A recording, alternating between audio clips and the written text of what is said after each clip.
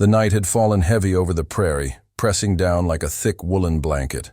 A pale sliver of moon hung in the sky, its light blurred by drifting clouds, giving the world a half-lit, uncertain glow. The ranch stretched for miles in every direction, fences and scrubland, patches of dying grass, and the black outlines of cattle hunched together for warmth. Out here, silence usually reigned. The kind of silence only broken by the rustle of dry weeds or the low murmur of a restless steer. But tonight was different. John Mercer, rancher, widower, and the kind of man who trusted his instincts more than most, felt it in his bones.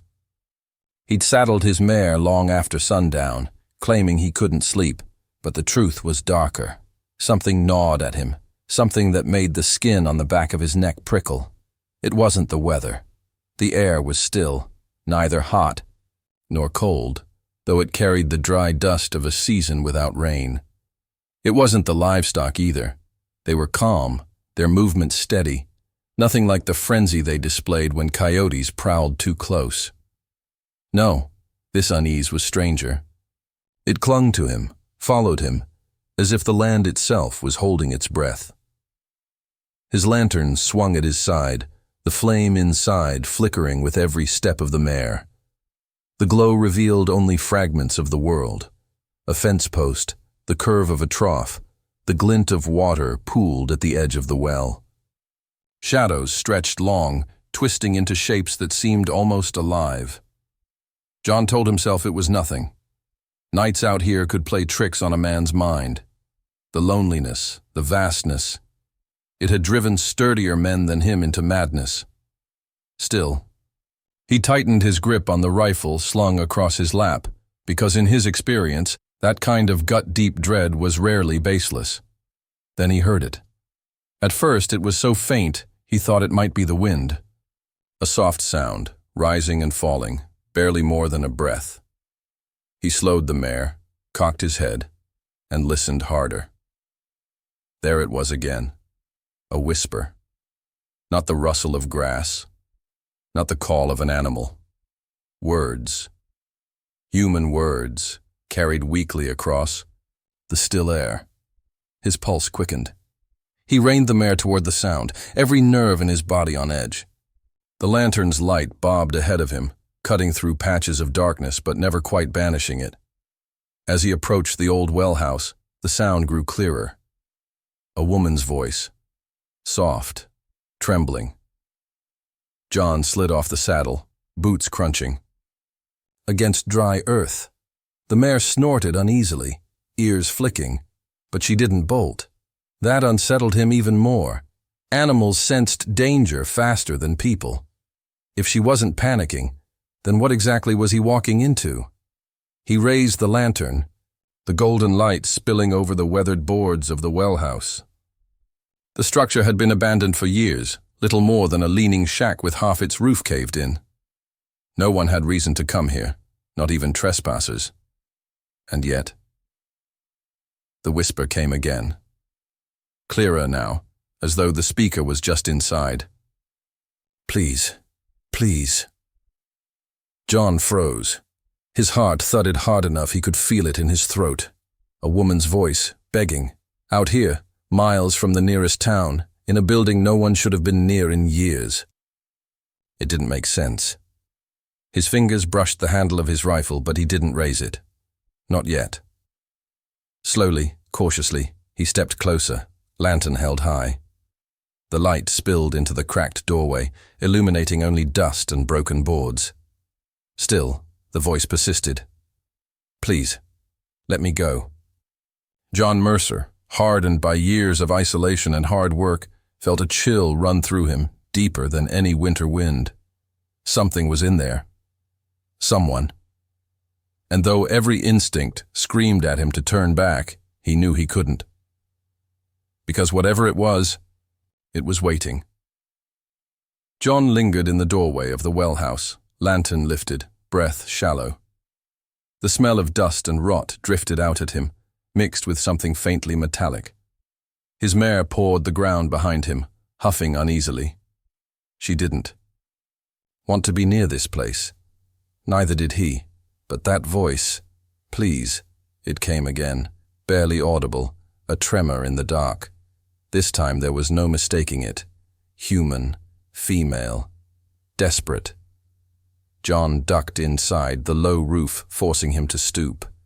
The lantern's flame trembled as if reluctant to light what hid within. The shadows retreated in thin slices, and slowly the shape took form. A figure hunched in the far corner, bound to a weathered post with thick rope. He froze. A woman at least she looked like one, was tied there, arms pulled back cruelly, wrists raw where the fibers had cut her skin. Her hair hung in tangled clumps across her face, and her dress was torn, smeared with dirt. Her chest rose and fell too quickly, like a trapped animal. For a moment, John thought his eyes were tricking him. People didn't just turn up bound in abandoned well houses. Not out here, on miles of land he patrolled daily.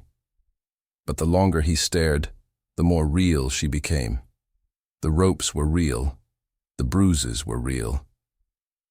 She lifted her head slightly, and her voice, though hoarse, carried across the small space. Please, let me go. John's stomach tightened. He stepped closer, boots crunching on grit. Who did this to you? He asked, his voice steadier than he felt.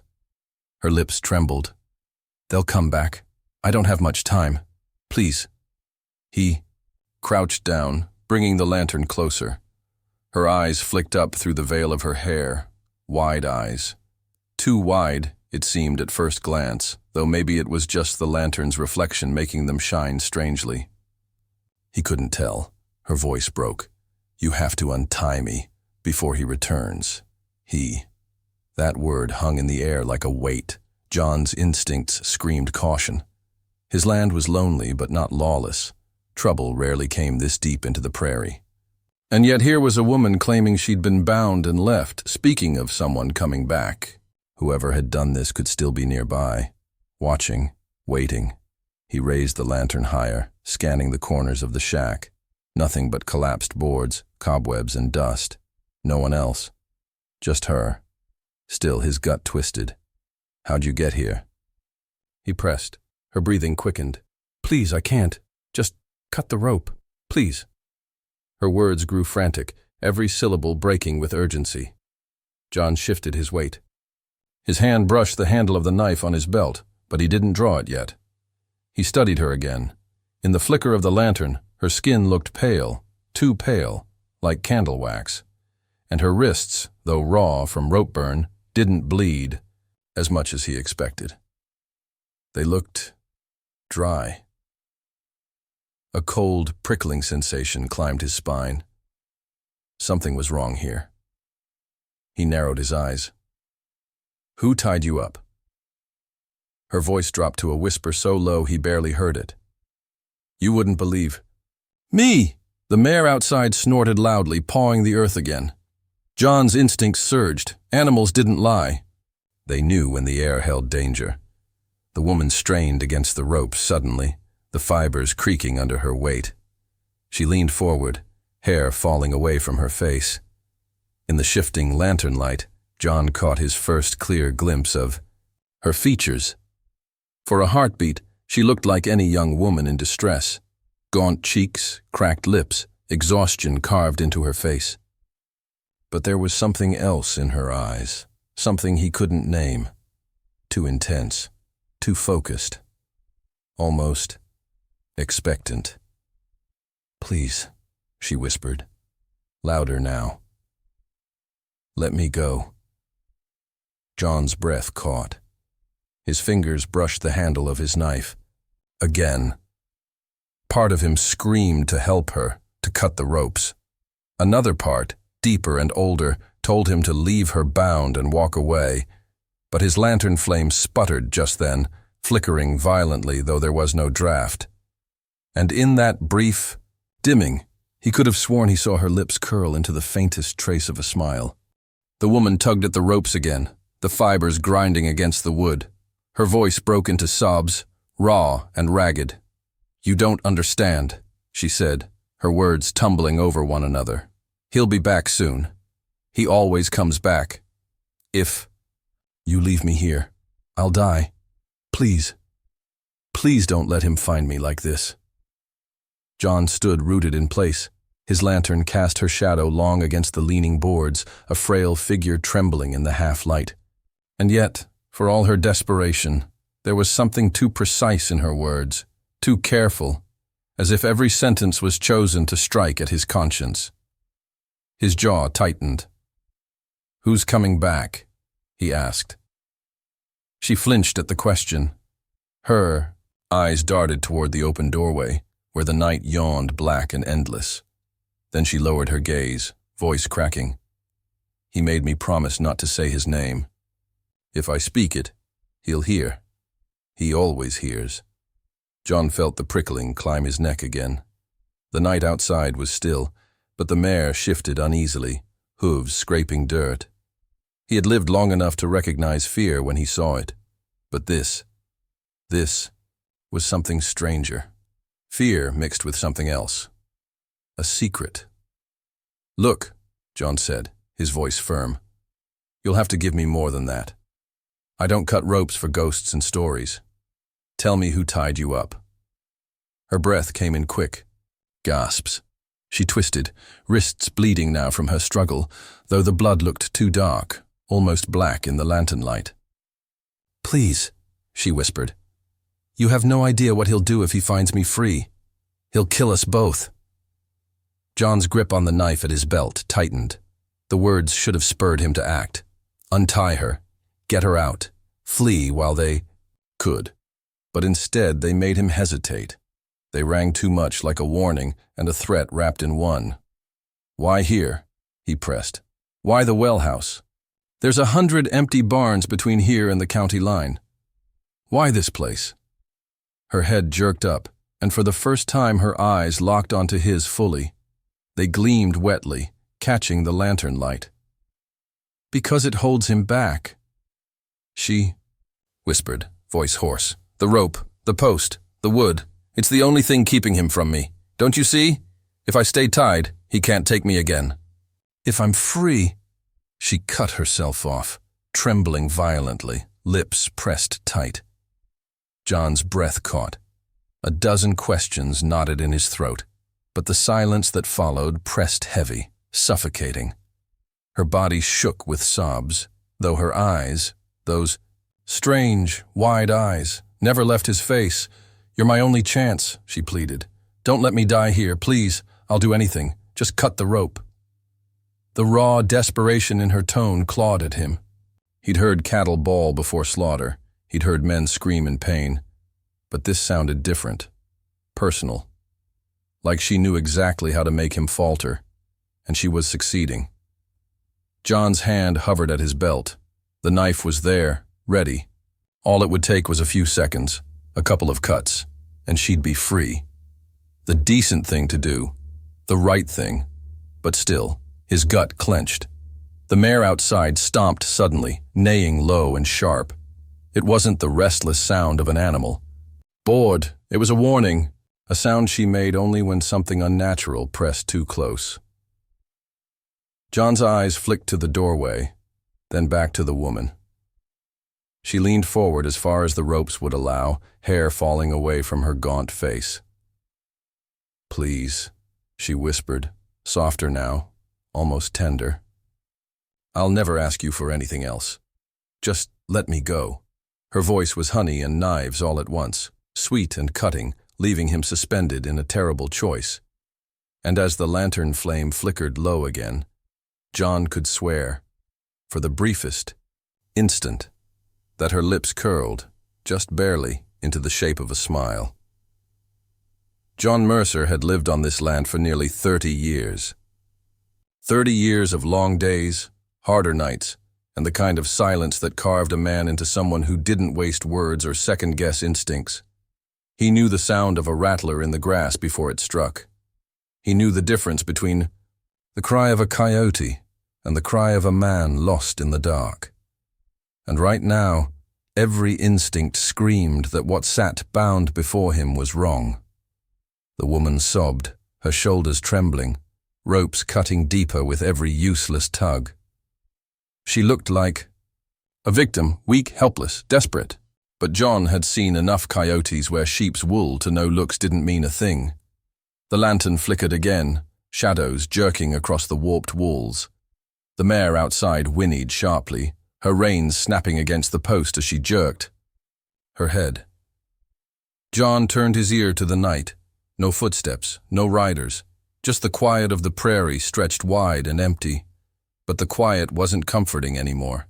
It was too thick, too still. His hand brushed the knife again, then withdrew. He wasn't ready to cut the rope. Not yet. "You ain't telling me everything," John said, his voice low but firm.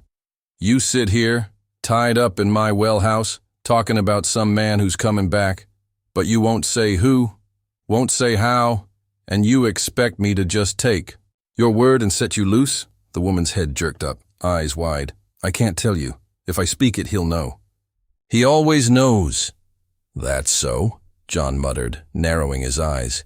He spat into the dirt, the taste of dust and unease on his tongue. "Well, you'll forgive me for not cutting you free on blind faith. Where I'm from, trust is earned." Her face twisted, fear sharpening into something else, something closer to anger. But it was gone in an instant, smoothed over by trembling lips. "You don't understand. He hurts people. He'll hurt you too if he finds you here." "Lady," John said, shifting his stance.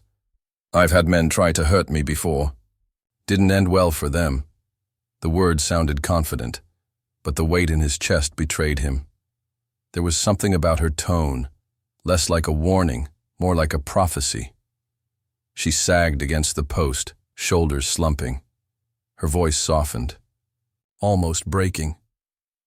"Please, I've been here for days. No food, no water, just waiting. Do you know what that feels like? To wait for someone to come back, knowing what they'll do to you when they do?" John's grip on the lantern tightened. Her words cut close to something buried in him. Memories of his late wife, gone too soon, leaving him with nights of silence too heavy to bear. He swallowed hard, pushing the ache down. He wasn't a cruel man. Never had been. He wanted to believe her, but belief could get a man killed. The mare screamed suddenly, a shrill, piercing cry that made his blood run cold. She reared against her reins, hooves striking the dirt, then froze, ears pinned forward, staring into the black prairie beyond the doorway. John felt it too then. A presence. Not a sound, not a sight. Just the heavy certainty that something was out there, watching. Slowly he raised his rifle with one hand, the lantern with the other. The woman flinched at the motion, as if the sight of the weapon burned her. "You feel that?" John asked quietly, eyes still fixed on the night beyond the door. She didn't answer. Her breath quickened, chest heaving. John turned back to her.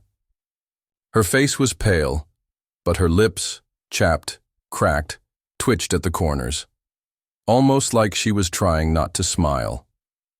The doubt in John's chest thickened into something heavier. He didn't trust her. He couldn't. But leaving her tied here, with whatever was prowling the dark, it made him feel like a man already damned. He stood in the doorway, rifle ready, knife heavy at his side, torn clean in two by a choice he didn't want to make. And the longer he waited, the more the night seemed to lean closer, listening. John stood there, the knife heavy on his belt, the rifle heavier in his hand. The woman's sobs filled the little shack like water rising in a well, pressing against his ears, against his chest, until it felt like he'd drown if he didn't. "Act, please," she whispered again, voice trembling. "Just a few cuts. That's all, and I'll be gone. You'll never see me again." The lantern flame fluttered, as though it too hesitated. Its glow traced the ropes digging into her arms, the bruises purpling her skin, the tears streaking her face. She looked human, fragile, in pain. But John's instincts wouldn't let him forget the way her lips had almost smiled. He shifted his weight, boots creaking on the warped boards. He'd been in situations like this before. Different faces, different stakes, but the same hard truth. Choices made quick and under pressure could damn a man for life. The mare outside gave another sharp whinny, stomping hard. The sound was like a clock ticking down. Time was running thin. John lowered the rifle. He didn't sling it back over his shoulder. He wasn't stupid. But he freed his hand and reached down for the knife. His thumb traced the smooth groove in the worn wooden handle, the knife he'd carried for years. It had gutted deer, skinned coyotes, cut hay bales. Never once had he doubted its purpose. Until now. The woman's eyes followed the motion, wide and glistening in the lantern light. "Yes," she breathed. "Please, please hurry." Her desperation rolled off her like heat, so thick he could almost feel it. But there was no gratitude in her tone yet, only hunger. John froze. The knife, half-drawn. He studied her again. Every detail seemed designed to break him down. The raw wrists, the cracked lips, the pleading eyes. But was it real? Or was it a mask worn too well for him to see through? His mind turned back to stories his father used to tell around winter. Fires, old frontier tales of things that wore human shapes to lure good men to ruin. Spirits that begged for mercy, only to devour the fool kind enough to grant it. He'd always dismissed those stories as talk to scare children. Until now. "Lady," John said, his voice rough, "if I cut you loose and you turn out to be something I regret, I won't," she burst out, frantic. She leaned forward, the rope straining. "I swear I won't. I just want to live. Don't you understand?" Her words cracked with the sound of someone teetering on the edge of madness. John's hand tightened on the knife.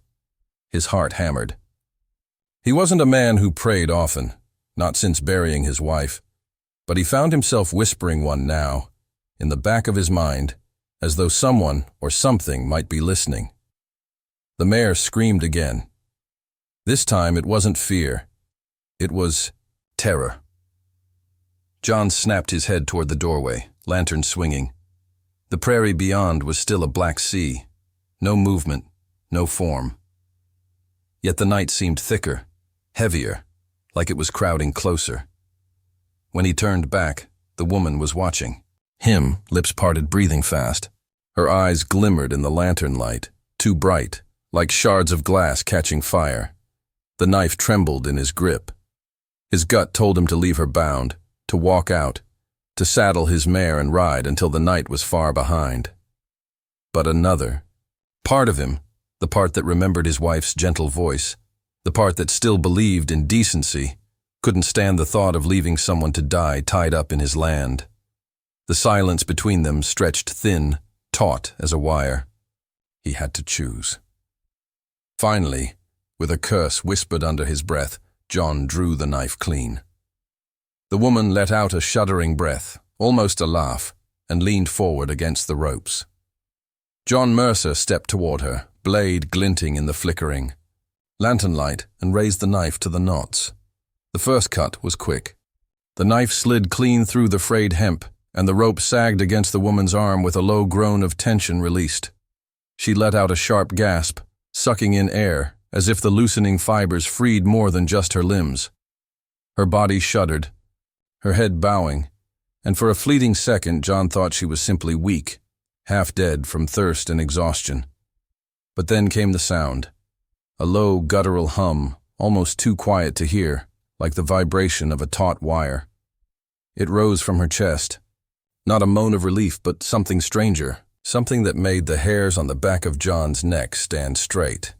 He froze, knife hovering above the next knot. "You all right?" he asked gruffly. The woman's head tilted, just slightly, her hair falling away from her face. Her eyes caught the lantern light again, gleaming too brightly, reflecting like an animal's in the dark. She swallowed hard, then whispered, "Yes, almost." Almost. John frowned, his gut twisting again, but his hand moved on its own. The blade bit through the next rope, Another loop fell slack, curling to the dirt floor like a dead snake. Her shoulders straightened. The trembling stopped. Something shifted in her posture. Small, but undeniable. She wasn't sagging weakly against the post anymore. She was sitting up, her back straightening with a slow, deliberate grace. John's chest tightened. "How long you been tied up?" he asked, his voice a little sharper now. Her lips curled faintly, just at the corners. "Too long." The answer was wrong. Too simple. Too final. He hesitated again, blade pressed against the last knot at her wrists. Every part of him screamed to stop, to leave the final rope uncut, walk away, and let whatever this was remain bound. But he'd come this far. He'd already made the choice the moment he'd drawn the knife. With a grunt, John sliced the last rope. The sound it made was louder than it should have been, like a whip cracking through the small shack. The fibers recoiled, snapping free. The woman's arms dropped to her sides, limp for only a heartbeat, before she lifted them with startling steadiness. She flexed her hands slowly, the joints popping faintly. Then she drew in a long, rattling breath. The lantern flickered again, shadows jerking across the walls. In the unsteady light, John saw her whole body seem to ripple, not violently, not overtly, but like something beneath her skin shifted. Her shoulders widened, her spine arched. For a breathless moment he thought her silhouette stretched taller than it should. John staggered back a step, knife still in hand. "What in God's name?" he muttered. Her head snapped toward him, too fast, like a hawk sighting prey. The faint smile had grown, spreading unnaturally across her face, her teeth flashing in the glow. "Thank you," she whispered, her voice no longer trembling but smooth, low, steady. It wasn't gratitude in her tone, it was satisfaction. John's heart lurched. He raised the rifle now, quick and steady, aiming square at her chest. "Don't move!" he barked. But she only laughed, a soft, breathy sound that sent chills rolling down his spine. She rose slowly from the dirt floor, stretching her limbs, as though shaking off years of stiffness. The way she moved wasn't like someone weak from days without food or water. It was fluid, deliberate, too strong, too certain. John's finger hovered on the trigger, but for the first time in years, he felt true hesitation, because part of him knew, deep in his bones, that it was already too late. The ropes that had held her for who knew how long lay in, loose coils at her feet. And as she stood free at last, her shadow on the wall seemed to swell, stretching upward, twisting into something inhuman. For a moment, John thought maybe he was seeing tricks of the lantern flame. Shadows had a way of stretching, of playing with a man's eyes when his nerves were already shot. But as the woman straightened fully, as her arms spread just slightly, from her sides the truth sank cold and deep into him.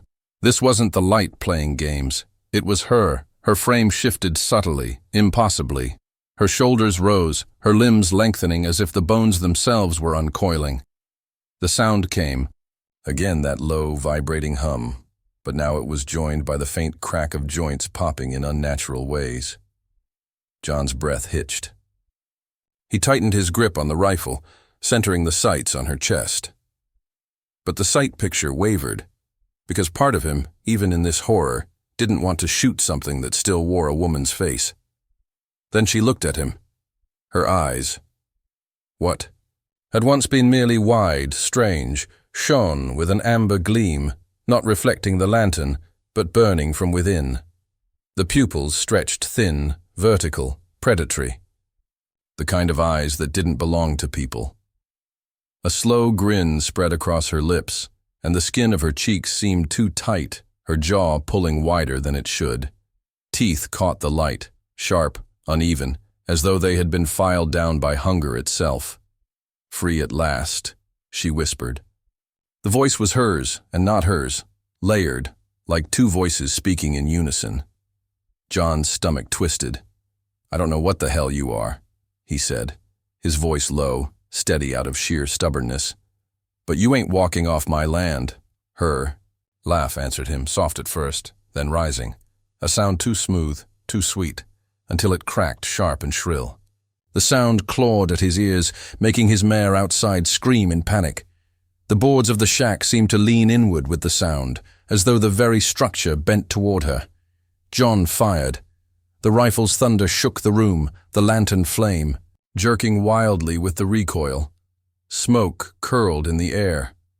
The woman staggered back a step, the grin never leaving her face.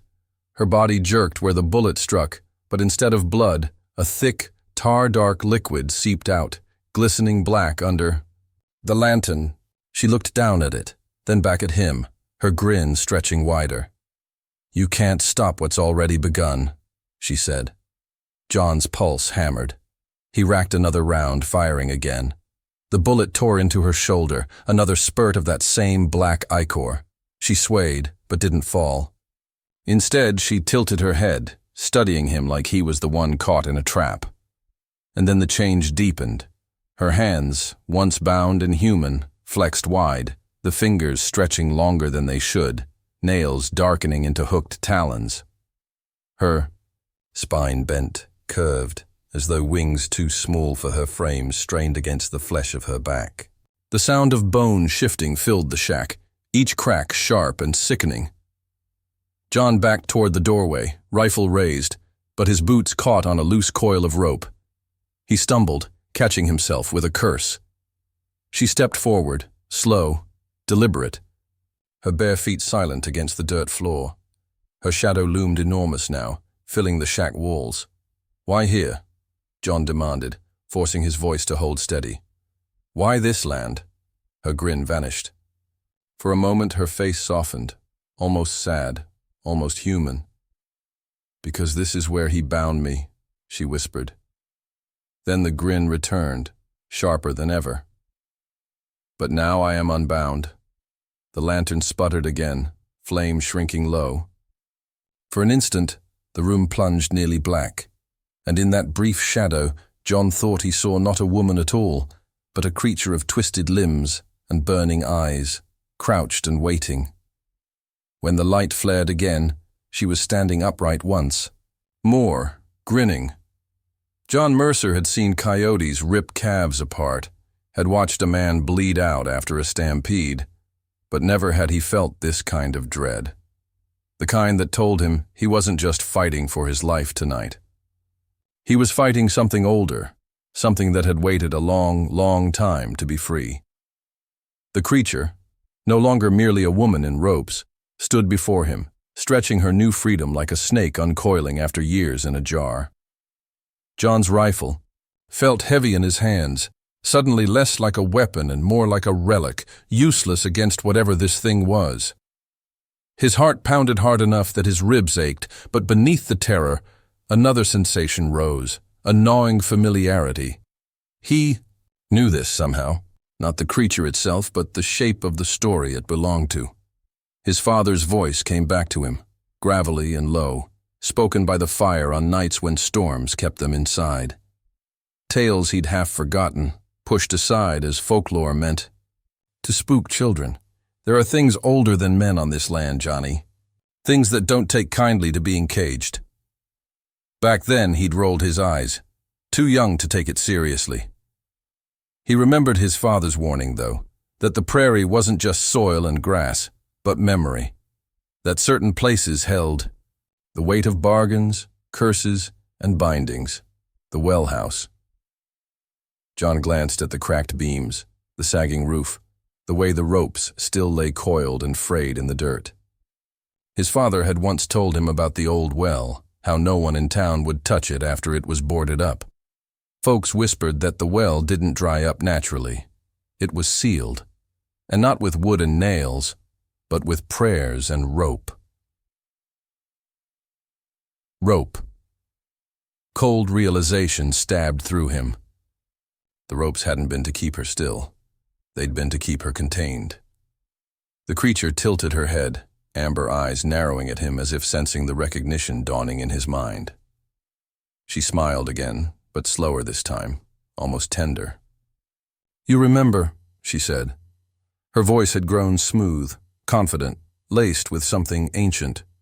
John's throat worked. My old man. He told stories. Said this land had things bound to it. Spirits. Devils.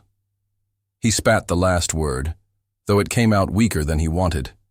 Her grin widened, teeth sharp and glistening with that black ichor. Not devils. Older. The weight of her gaze pressed down on him, as if she were waiting for him to finish her story for her. John's palms sweated against the rifle stock. He remembered another fragment, his father's words spoken low, almost fearful. If you ever hear a voice where no one should be, don't answer it. Don't help it. The voice is the bait, Johnny. The voice is the trap. And here he stood, knife still in his hand, ropes lying in useless curls at his feet. He had done exactly what the stories warned against. His stomach turned. He'd freed her. Why? Me? John rasped, his voice dry. Why now? The creature stepped closer, movements fluid, her shadow stretching grotesque against the wall. Because you are kind, she said simply. Because you listened. Because you are weak in the ways that matter most. The words cut deeper than claws ever could. John's pulse thundered in his ears. He thought of his wife, how he had failed to save her when illness took her. How helpless he had felt then. He had sworn never to fail again, to never stand by when someone begged for help. That oath had chained him as surely as the ropes had chained her. And she knew it. You were chosen. Long before tonight, she said, her voice velvet and venom. All I needed was your mercy. John swallowed hard, bile burning the back of his throat. The prairie outside seemed to stretch farther than ever, a vast emptiness with no salvation, no neighbor within shouting distance. Just him, the mare, the rifle, and the thing he'd unleashed. He thought of leaving, running, but another memory from his father stopped him cold. What gets free doesn't just vanish, Johnny.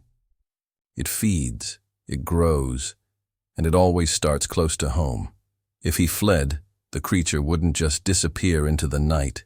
It would hunt, starting with his cattle, then moving on to neighbors, and further still. He had opened the door. That made it his burden. John Mercer realized then, with a hollow weight settling in his chest, that he wasn't just fighting for his life. He was fighting to keep the land from falling back into the darkness his father had warned about.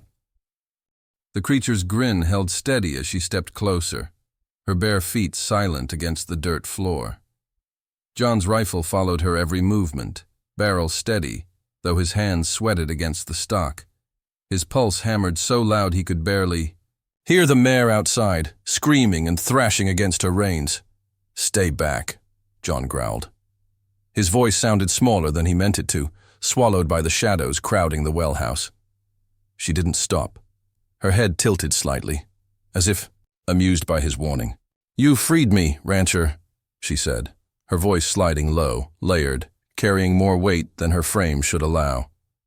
Why point that toy at me now? John's jaw clenched. He fired. The rifle bucked, thunder shaking the small shack, smoke filling the air. The shot slammed into her chest, black ichor spraying against the boards. She staggered, but didn't fall. Instead, she smiled wider. Before John could cycle the bolt, she moved. It wasn't running. It wasn't leaping.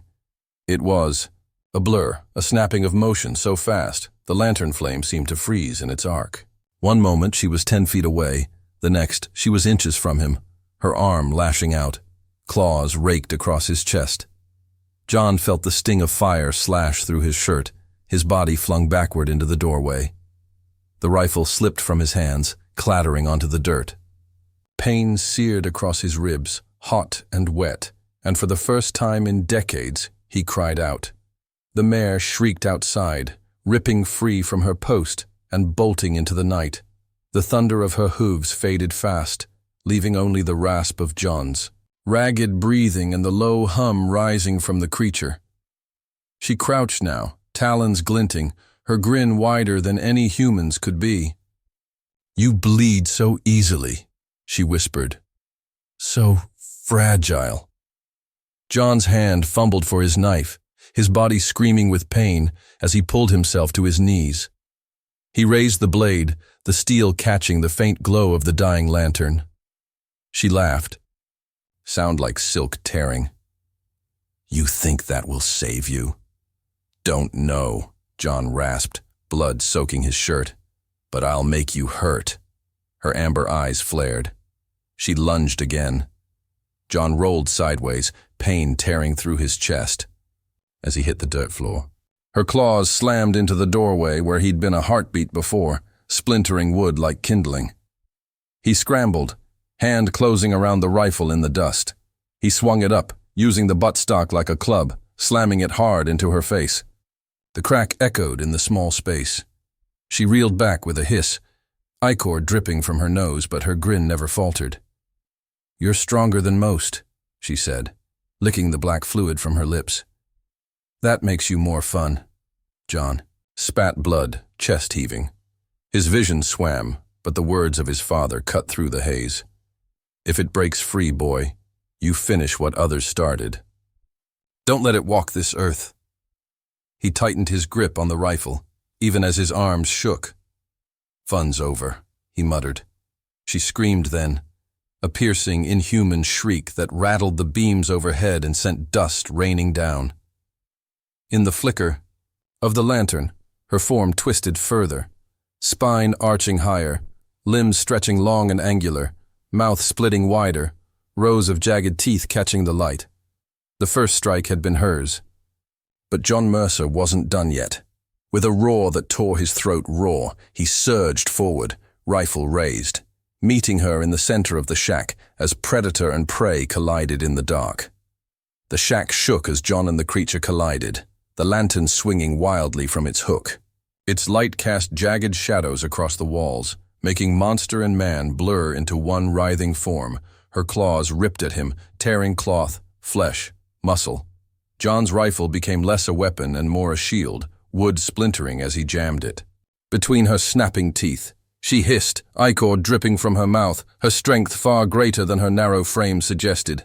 Every breath seared fire through his chest. Blood ran freely now, sticky down his side, but he pushed, using every ounce of muscle forged from years of hard labor. Not tonight, he growled through clenched teeth. Not on my land. The creature laughed, the sound guttural and cruel. It isn't your land. It never was. It was mine. With a final wrench, she snapped the rifle in two, tossing the shattered pieces aside. John staggered back, knife slipping from his hand as he reached instinctively for his chest wound. She crouched low, talons poised for the killing blow, and then his boot struck something solid in the dirt. The rope, the same frayed coils that had bound her only minutes before. John's mind flashed with his father's words. If it breaks free, boy, you finish what others started. The rifle was gone. His body was failing. But the rope had held her once. Adrenaline surged through his veins. He dropped to his knees, ignoring the pain, grabbing the rope with blood-slicked hands. As she lunged, he rolled sideways, throwing the loop up and around her neck. The fibers bit deep into her flesh with a hiss like steam escaping. Her scream split the night, a piercing sound that shook the boards. She thrashed violently, claws raking the walls, tearing great gouges in the wood. John braced himself, pulling, with every ounce of strength, the rope cutting into his palms. Back where you belong, he roared. The black ichor poured down her chest, sizzling where it touched the dirt, but she kept coming, dragging him across the floor. His ribs felt like fire. His vision swam with black spots, but still he held on. The rope tightened, glowing. Faintly now, threads of old prayers and older curses woven into its fibers. For a moment, just a moment, he thought it might work. Her form flickered, woman, then beast, then shadow, then woman again, as if the rope were unraveling the shape she wore. But she was strong, too strong. With a final convulsion, she tore at the rope, snapping the coils apart. John fell backward, chest heaving, blood filling his lungs. The broken strands glowed briefly, then died like embers in ash. She loomed over him, breathing ragged, ichor pouring from wounds that would have killed anything human. And yet she smiled still, teeth black and shining. "You cannot bind me again," she whispered. "Not now." John's hand slipped across the floor, brushing something cold, his hunting knife, half buried in dirt. He closed his fingers around the handle. His breath came shallow, his body failing, but he forced himself upright enough to thrust the blade upward with all the strength left in him. The knife sank into her chest. Her scream shook the rafters, a sound that rattled through John's bones and out into the prairie night. The lantern burst, plunging the shack into darkness. When silence fell, John lay flat on his back, chest rising shallowly.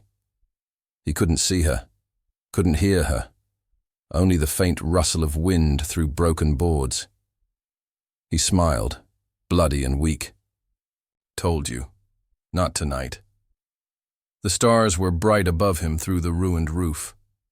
He thought of his wife, her soft laughter in the kitchen, the warmth of her hand. He thought of his father, warning him of voices in the dark. He thought of the land, wide and endless, stretching out under the night sky. As the weight of sleep pressed down, he only hoped the knife had been enough. By dawn, the shack would stand empty. Some would say John Mercer had vanished. Others would whisper he had driven off the devil herself. But the old stories would remember differently. They would say he bound her once more, not with rope, but with his own blood, and that the prairie would stay safe, at least until someone else listened, to a voice in the dark.